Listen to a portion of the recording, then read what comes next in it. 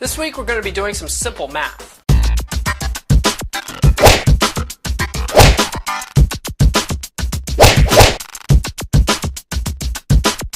This episode of Tech Shop is brought to you by Dyn. Welcome to episode 53 of Tech Shop. I, of course, am Paul Bauer, aka twitter.com/eldapablo.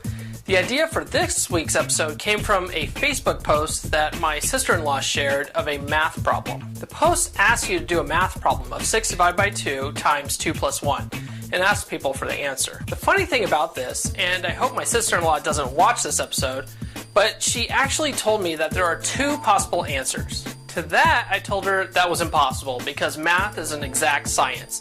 In math, there can be only one right answer. There can be only one.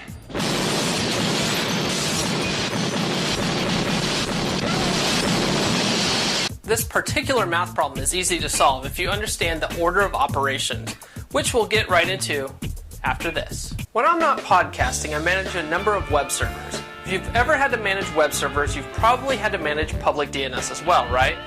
Well, nobody does DNS better than the folks at Dyn. Let's be serious here. Uptime is the bottom line. I've used other public DNS providers before, and none of them compare to the level of service and ease of use of Dyn. Don't just take my word for it. Major companies that you use every day like Twitter, Zappos, and Netflix rely on Dyn for their rock-solid uptime. Quite simply, Dyn helps websites with best-in-class uptime and keeps web traffic to those sites flowing and fast. Dyn's enterprise-level DNS offers advanced features like global traffic management, load balancing, and active failover. Dyn has service tiers for companies any size to get started. Dyn services more than 4 million customers around the world. Stop taking chances with uptime and start talking to Dyn about best-in-class managed DNS. Get faster DNS lookups by using Dyn for DNS. Visit dyn.com/podcast30, fill out the contact form, or start shopping right away and save 30% by using promo code podcast30 at checkout. Again, visit dyn.com/podcast30. Okay, in the first part of the show, I showed you this math problem that is going around Facebook. I've heard some people say that the answer is 9, and some say that the answer is 1. Well, which is it? Before we give you the answer, let's look at the order of operations. Many of you remember it by saying, "Please excuse my dear Aunt Sally." I remember it as PEMDAS.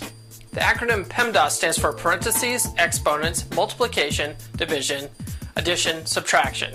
The problem most people run into with that method of remembering it is they think that multiplication goes before division or addition goes before subtraction.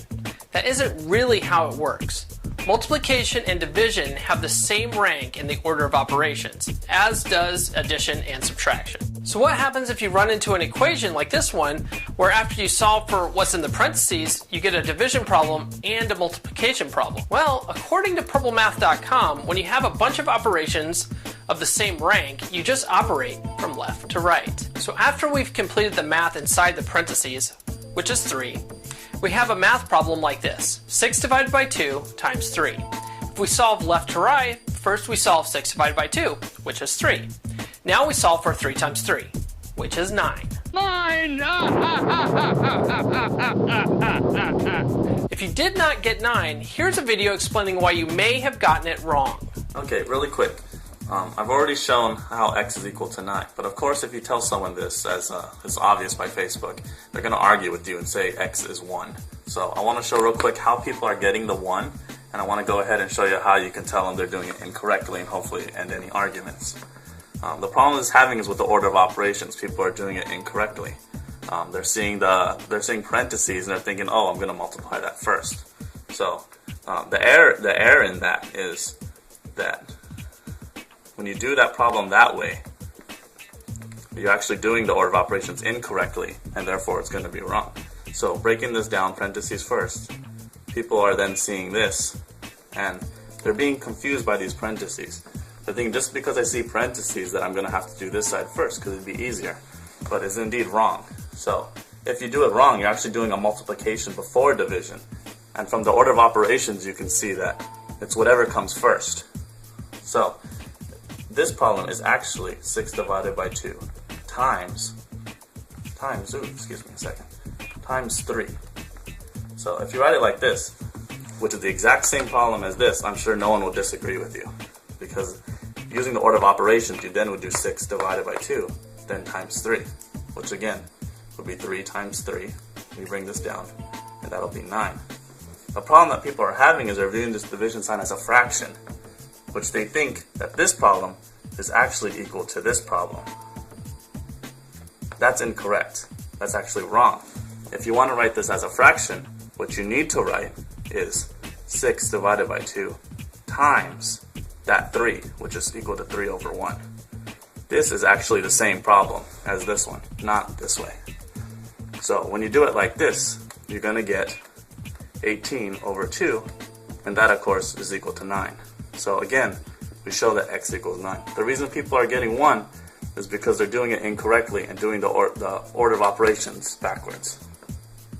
So the next time someone posts that math problem on your Facebook page, show them this episode of Tech Chop. That's all I have this week. If you have any questions, sound off in the comments below or hit us up on our Facebook page. Remember, we have new episodes every week, so be sure to like, fave, subscribe, and we'll see you next time right here on Tech Chop.